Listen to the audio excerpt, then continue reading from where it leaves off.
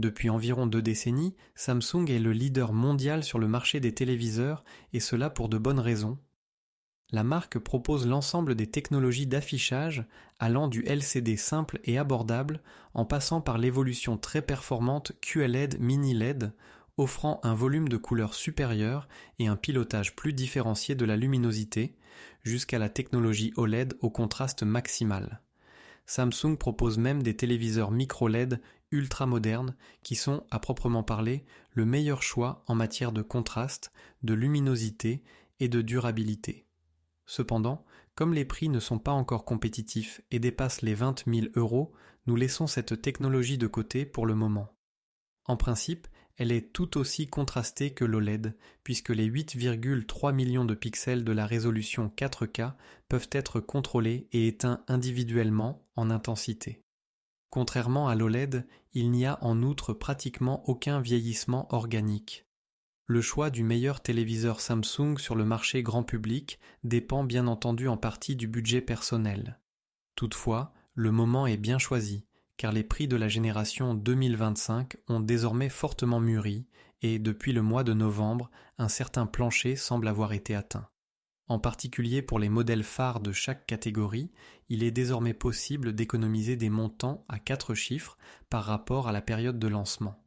En matière de rapport qualité-prix, 3 modèles se distinguent clairement et en tête se trouve le modèle phare OLED S95F. Ce téléviseur OLED est le plus polyvalent de sa catégorie et le seul OLED dont la dalle est mate et anti-reflet. Cela permet de compenser de manière convaincante l'une des grandes faiblesses de l'OLED, à savoir son utilisation dans des pièces lumineuses. La lumière intense et même un faisceau lumineux concentré sont atténués à un point tel qu'ils ne sont plus reconnaissables comme source directe et apparaissent uniquement de façon diffuse. Bien que le niveau de noir s'éclaircisse légèrement en conséquence, on bénéficie néanmoins de la meilleure lisibilité possible en environnement lumineux qu'un OLED puisse offrir à ce jour. Le Samsung S95F est en outre le téléviseur qui propose le plus grand volume de couleurs du marché dans des conditions d'éclairage proches de la pratique réelle. Ceux qui recherchent un maximum de vivacité et d'intensité visuelle sont ici parfaitement servis.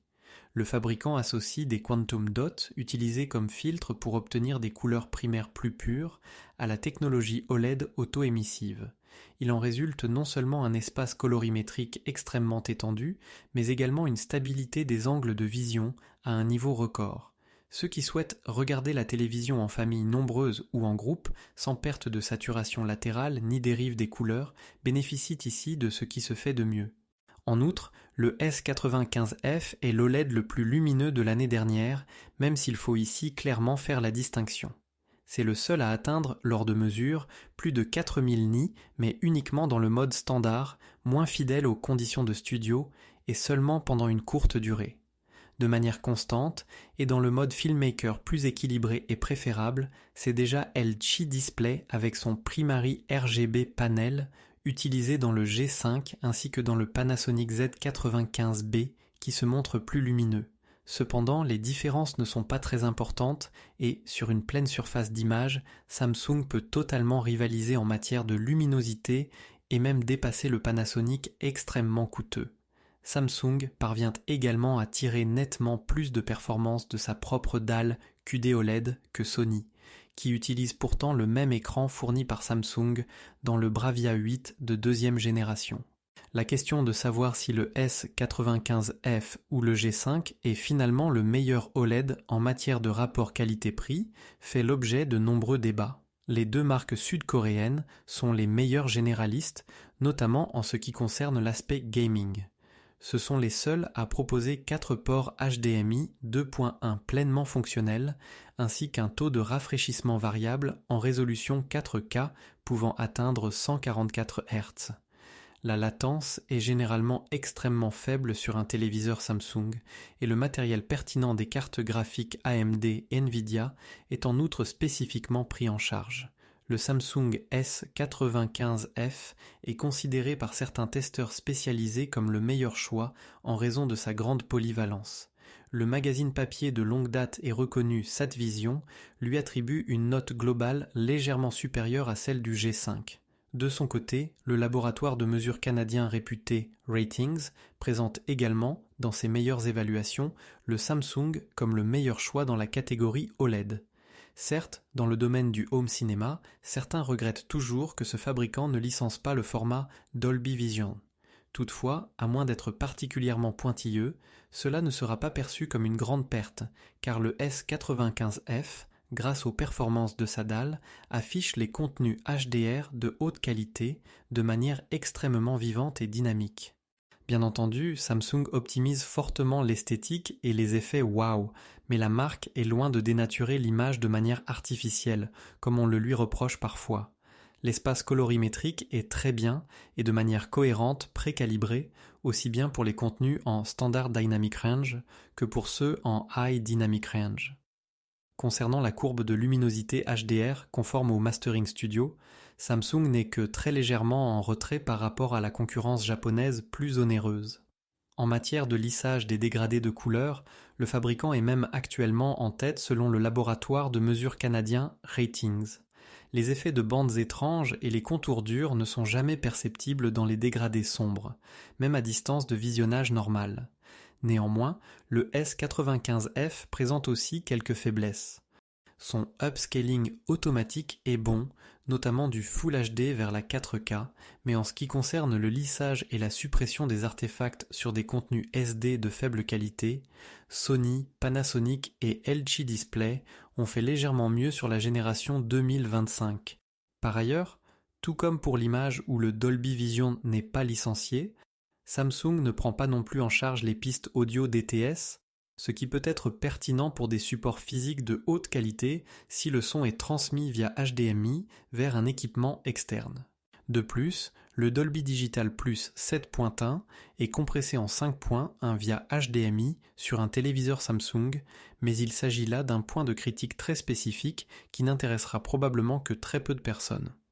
Il convient également de mentionner que Google Cast et Apple AirPlay peuvent bien être utilisés pour la duplication d'écran d'un smartphone.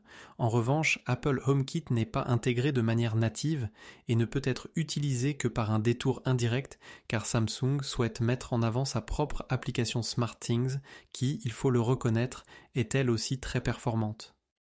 Le Samsung S95F fait partie des très rares téléviseurs qui proposent, directement depuis le châssis, un véritable système upfiring physique orienté vers le plafond, alors que cela relève souvent d'une simple simulation virtuelle chez d'autres fabricants. Le Dolby Atmos peut ainsi déjà déployer une certaine spatialisation dès la sortie du carton. Cependant, en raison de l'extrême finesse du boîtier, il est réellement difficile d'intégrer une configuration de haut-parleur puissante, alors que la Stiftung Warentest juge l'image comme le son très bon et que SatVision attribue également au son une note très élevée de 93 sur 100 points, le magazine papier strict et historique What Hi-Fi ne lui accorde que 3 étoiles sur 5 pour la qualité sonore. Dans une comparaison globale, la qualité sonore peut toutefois être classée comme au minimum bonne à solide, avec une parfaite aptitude à un usage quotidien. Pour obtenir un grave réellement puissant et profond, il faudra en revanche recourir à une barre de son séparée, que l'on peut bien sûr ajouter ultérieurement à tout moment. On trouve un son intégré légèrement supérieur dans le mini LED QN90F qui constitue la recommandation dans la catégorie QLED. Comparé au modèle phare OLED, il coûte systématiquement plusieurs centaines d'euros de moins dans la plupart des tailles, tout en offrant également une excellente image aussi bien dans les pièces lumineuses que sombres. Ici aussi, la dalle est mate et anti-reflet, ce qui permet de réduire efficacement même la lumière intense provenant des fenêtres ou de plafonniers très puissants. Bien entendu, les pixels d'un QLED ne sont pas auto-émissifs et nécessitent un rétroéclairage actif. Toutefois, environ 900 zones de gradation permettent, par exemple en 65 pouces, de mettre clairement en valeur les hautes lumières et les détails. Même si le volume de couleur et le contraste restent nettement inférieurs à ceux du modèle phare OLED, la luminosité dans les fenêtres de taille moyenne et sur l'ensemble de la surface est clairement supérieure à celle de n'importe quel OLED au monde. En Standard Dynamic Range, le QN90F fait partie des téléviseurs les plus lumineux au monde. Il est donc particulièrement adapté à ceux qui regardent principalement la télévision linéaire, le sport ou disposent d'abonnements de streaming en Full HD.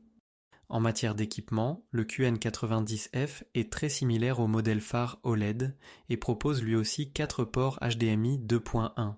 Ses faiblesses fondamentales résident dans une stabilité des angles de vision seulement moyenne, en raison de sa conception, ce qui le rend idéal pour un maximum de 3 à 4 personnes. Par ailleurs, bien qu'il soit équipé du même processeur haut de gamme de la génération 2025, le upscaling est, en comparaison directe, légèrement moins performant. Les contenus fortement compressés peuvent encore présenter des artefacts visibles même après le upscaling.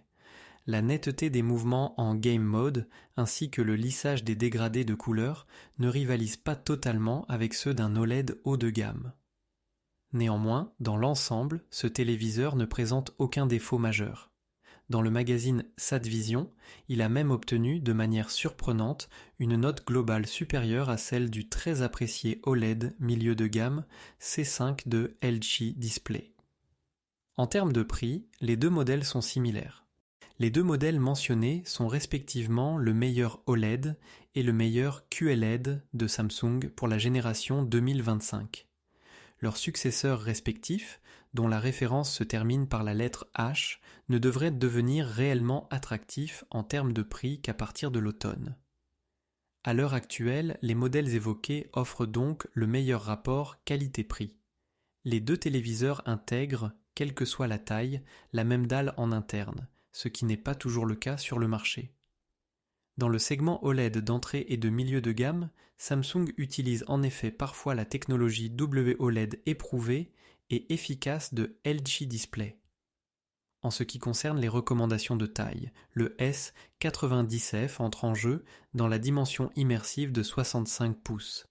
Dans cette configuration, il constitue le meilleur OLED jusqu'à 1500 € et c'est uniquement dans cette taille qu'il est équipé de la dalle QD OLED. Ceux qui consomment beaucoup de contenu HDR, notamment via des UHD Blu-ray, des abonnements de streaming en 4K ou des consoles comme la PlayStation 5 ou la Xbox Series X, trouveront sur cet OLED un volume de couleurs exceptionnel ainsi qu'une luminosité de pointe supérieure à celle du concurrent direct C5. Par ailleurs, Samsung intègre également ici son meilleur processeur et en dehors de la luminosité maximale, les performances de la dalle en matière de netteté des mouvements extrêmement élevés, de lissage des dégradés de couleurs et d'angle de vision maximale sont au niveau du S95F. Avec le S90F en 65 pouces, on économise toutefois environ 400 à 500 € par rapport au modèle supérieur. Son écran est brillant, dit glossy, mais il gère néanmoins assez bien la lumière ambiante. Il est toutefois recommandé de tamiser légèrement l'éclairage de la pièce si l'on souhaite obtenir la meilleure qualité d'image possible, car le S90F n'atteint pas les mêmes niveaux de luminosité maximale que le modèle phare, que ce soit sur les différentes tailles de fenêtres de mesure ou selon les sources utilisées. Cela s'applique tout particulièrement au contenu en SDR. Conclusion, si vous recherchez la meilleure combinaison entre réalisme et contraste associée à une luminosité élevée, optez pour l'OLED S95F. Il s'agit actuellement du meilleur téléviseur Samsung dans le segment grand public à un prix encore abordable. C'est également le téléviseur Samsung le plus confortable en ce qui concerne l'accessibilité après une installation murale. Grâce au boîtier One Connect, un seul câble central relie le téléviseur avec une longueur standard de 3 mètres. Il est en outre possible d'acheter séparément une version de 5 mètres si nécessaire. Aucun problème de latence en gaming n'est à prévoir en raison de ce câble supplémentaire. Le confort de jeu est constamment au plus haut niveau. En revanche, si vous acceptez de légers compromis sur certains détails, notamment sous la forme d'effets de halo occasionnels, vous pouvez vous tourner vers le QN90F à partir de 55 pouces, qui reste par ailleurs un téléviseur de très haute qualité. Les QLED mini LED ne peuvent toujours pas rivaliser dans les pics extrêmes avec le contraste et le potentiel de noir d'un OLED. En contrepartie, ils sont proposés à un tarif plus abordable. Un conseil spécifique pour un home cinéma immersif dans une pièce à lumière tamisée est le S90F en 65 pouces. le QD OLED n'est réellement plus faible que le S95F uniquement en matière de luminosité maximale. Pour le reste, il est possible d'économiser de l'argent à condition de veiller à réduire l'éclairage ambiant. L'équipement est par ailleurs entièrement identique, si l'on fait abstraction du boîtier de connexion séparé. Nous espérons que cette vidéo vous aura aidé dans votre choix. Si c'est le cas, vous pouvez nous soutenir en achetant le téléviseur Samsung de votre choix via l'un des liens proposés sous la vidéo. Merci et à la prochaine.